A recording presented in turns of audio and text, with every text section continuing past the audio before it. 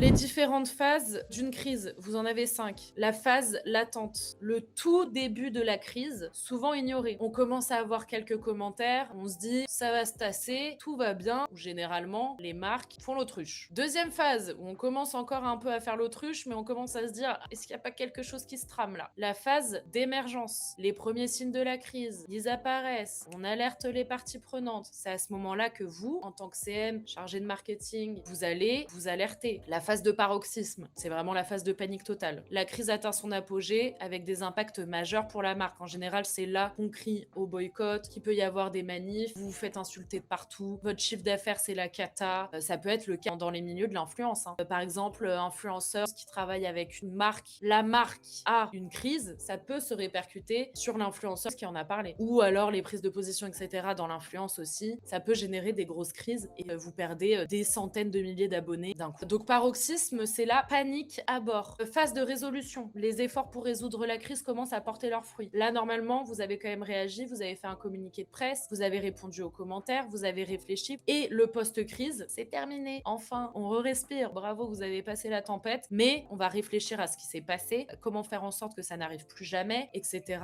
etc.